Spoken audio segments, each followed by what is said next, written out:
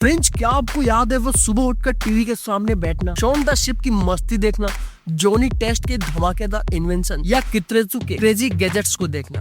भाई ये कार्टून हमारे बचपन की जान थे, लेकिन यार आज ये सब इंडिया से गायब क्यों हो? फ्रेंड, आज हम देखेंगे एक ऐसी शॉकिंग कहानी, एक ऐसे कार्टून की जिसने डोरेमोन को बचाने के लिए खुद को सेक्रीफाइस कर दिया। एक ऐसी साजिश चली टीवी चैनल्स की, पेरेंट्स की और कंपटीशन की, जो आज भी छुपी हुई है। आज इस वीडियो में अनकवर करेंगे वो सारे डार्क सीक्रेट, तो वीडियो को कहीं स्किप मत करना, क्योंकि हर अगला कार्टून पिछले से ज्यादा शॉकिंग है। तो चलिए शुरू करते हैं। Shaun the ship. फ्रेंड्स, तुमने कभी ना कभी शाहरुख खान की आवाज वाले इस कार्टून को तो जरूर ही देखा होगा। फ्रेंड्स, शॉन द शिप दुनिया के 195 कंट्रीज में से 180 कंट्रीज में दिखाया जाता है। ओके, तो अभी तक आपको ये पता चल ही गया होगा कि शॉन द शिप एक ऐसा एनिमेशन हुआ करता था जिसको कि क्ले और स्टॉप मोशन के एनिमेशन की सहायता से बनाया जाता था। पर जितना इंटरेस्टिंग ये फैक्ट है, उससे भी ज्यादा इंटरेस्टिंग शॉन द शिप का बैकग्राउंड है। तो शॉन द शिप को जिन्होंने बनाया वो थे निक पार्क, और ये अपने कॉलेज के समय के बहुत ही ज्यादा टैलेंटेड एनिमेटर थे। अब देखो,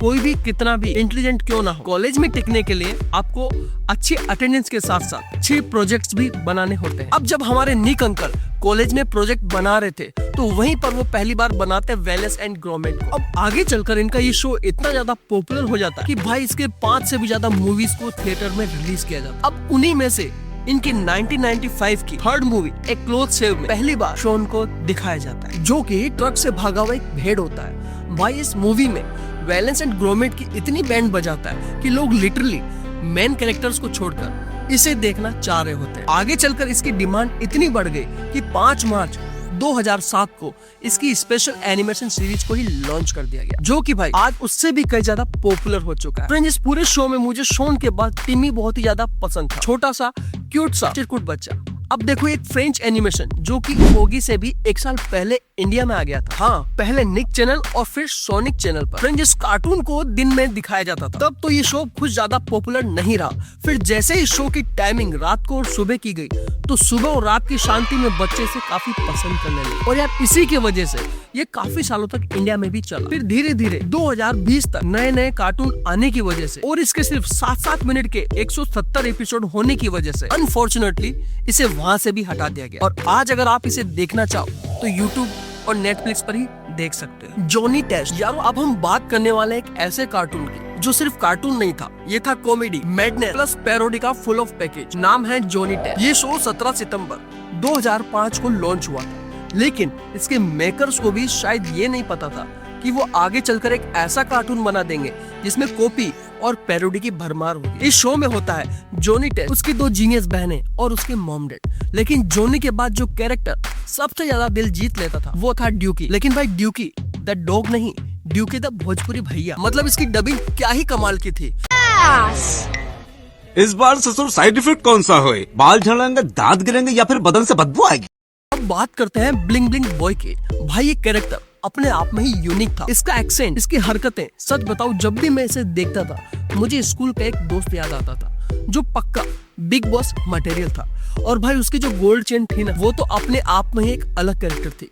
फ्रेंड्स, इस मजेदार कैरेक्टर को आवाज देती प्रसाद बारवेन, और मजे की बात यह है कि वो रियल लाइफ में भी थोड़े बहुत वैसे ही दिखते हैं। अब ब्लिंग ब्लिंग बॉय का एक और सीन, भाई ये जॉनी की दोनों बहनों पर टोटल लट्टू था, लेकिन फिर भी इसकी क्यों बात नहीं बनती थी वहाँ पे, क्योंकि जॉनी की बहनें सुसन और मैरी असल में शो के क्रिएटर स्कॉट फेलोज की रियल लाइफ बहनों से इंस्पायर्ड थी। मतलब स्टैंडर्ड बहुत हाई था, और जैसा मैंने शुरुआत में ही कहा था, ये शो पैरोडी से भरा पड़ा था। जैसे मिस्टर ब्लैक और मिस्टर व्हाइट, ये दोनों असल में मैन इन ब्लैक के एजेंट जे और एजेंट के पैरोडी थे। इतना ही नहीं, एक एपिसोड में जॉनी बन जाता है टॉम एंड जॉनी, सीधा सीधा टॉम एंड जेरी वाली फील, भर भर के पैरोडी। और यही चीज इस शो को और भी ज्यादा मजेदार बनाती थी। अब सवाल यह है, इतना मजेदार शो होने के बावजूद ये बंद क्यों हो गया? देखो, 2006 में ये कार्टून नेटवर्क इंडिया पर आया करता था और 2014 तक चला। भाई 8 साल एक अमेरिकन कार्टून के लिए इंडिया में ये बहुत बड़ी बात है। लेकिन दिक्कत ये थी कि अमेरिकन कार्टून फास्ट और पेस्ड होते हैं, मतलब शरारत, मस्ती, चाव, सब कुछ ओवरलोड। और इसी वजह से कई पेरेंट्स बच्चों को ऐसे शोज कम देखने देते थे। ऊपर से इंडिया में सिर्फ इसके 117 एपिसोड ही टेलीकास्ट हुए थे। अब जब नए नए शोज आते गए तो ऑडियंस धीरे धीरे शिफ्ट हो गई। हालांकि 2021 में इसके नए सीजन वापस आए, लेकिन तब तक देर हो चुकी थी और आखिरकार इसके राइट्स नेटफ्लिक्स को दे दिए गए। अब अगर तुम इस कार्टून के सच्चे फैन हो तो मुझे ये जरूर बताओ, ये गोल्ड चेन और ये यूनिक टी शर्ट किसकी थी? वीडियो को लाइक और कमेंट में जरूर बताना, क्योंकि अब आने वाला है वीडियो का सबसे इंटरेस्टिंग पार्ट, जहां तुम जानोगे एक ऐसा लाइफ लेसन जिससे डोरेमोन तो बच गया, लेकिन उसी से जुड़ा एक और कार्टून हमेशा हमेशा के लिए हटा दिया गया, कित्रेत्सु। फ्रेंड्स, अगर तुम भी ये सोचते हो कि कित्रेत्सु डोरेमोन की सस्ती कॉपी है, तो भाई आज तुम्हारा नजरिया पूरा बदलने वाला है, क्योंकि सच ये है कि कित्रेत्सु ही वो एनिमी था जिसने पेरेंट्स की नजर में फूजियो को असली रेस्पेक्ट दिलवाई थी। अब समझो असली कहानी। जब 1980 में डोरेमोन आया तो बच्चों को उसका गैजेट वर्ल्ड और फैंटेसी बहुत पसंद आया, लेकिन पेरेंट्स खुश नहीं थे। उनका कहना था कि यह कार्टून बच्चों को गलत चीजें सिखा रहा है, जैसे नोबिता जैसे आलसी बनना, हर काम के लिए गैजेट्स पर डिपेंड रहना। और सच में कई बच्चे ऐसा सोचने लगे, बस मेरी जिंदगी में भी डोरेमोन आ जाए फिर सब ठीक हो जाएगा। फ्रेंड्स, जब इतने एलिगेशंस के बाद फूजी ने डिसाइड किया कि कुछ अलग करना पड़ेगा, और फिर 27 मार्च 1988 को लॉन्च हुआ कित्रेत्सु। अब ये एनिमे इंटरेस्टिंग तो था ही, डोरेमोन जैसा भी था, लेकिन इसमें एक बहुत बड़ा फर्क था।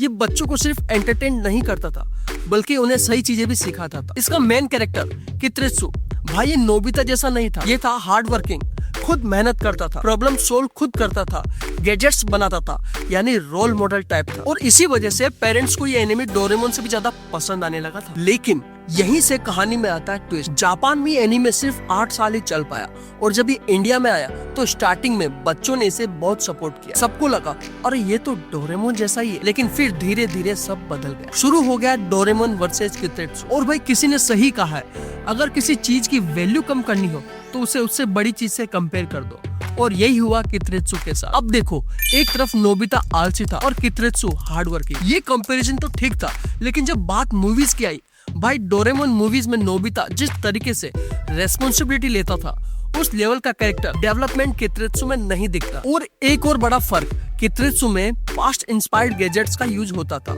और डोरेमोन में फ्यूचर गैजेट्स, यानी एक्साइटमेंट लेवल अलग ही था। और बस यहीं से डाउनफॉल शुरू हो गया। अब चैनल्स ने भी गलत डिसीजन ले लिया। डोरेमोन को दिखाया गया सुबह और कित्रेत्सु को शिफ्ट कर दिया गया रात में। अब भाई कोई भी कार्टून अगर रात में आएगा तो बच्चे देखेंगे कैसे? टीआरपी तो गिरनी ही थी। फिर इसे पोगो पर रिलॉन्च किया गया, लेकिन वहाँ पहले से ही छोटा भीम राज कर रहा था। और वैसे भी छोटा भीम और कित्रेत्सु दोनों की वाइब बिल्कुल अलग थी। फिर कोशिश हुई हंगामा पर शिफ्ट करने की, लेकिन तब तक शिनचैन ऑलरेडी लोगों के दिलों में बस चुका था, और यहीं कित्रेत्सु की कहानी ऑलमोस्ट खत्म हो गई। भाई कितनी ट्रेजिक स्टोरी है ये, क्योंकि सच बताओ, अगर इसे सही टाइमिंग और सही चैनल मिला होता तो आज ये भी इंडिया में निंजा हथौड़ी की तरह घर घर में फेमस होता और डोरेमोन की जगह कित्रेत्सु होता। तो दोस्तों, अगर आपको वीडियो पसंद आई हो तो एक लाइक जरूर करना, और ऐसे ही इंटरेस्टिंग और अमेजिंग फैक्ट्स के लिए चैनल को सब्सक्राइब करना मत भूलना। मिलते हैं अगली वीडियो में। Thank you.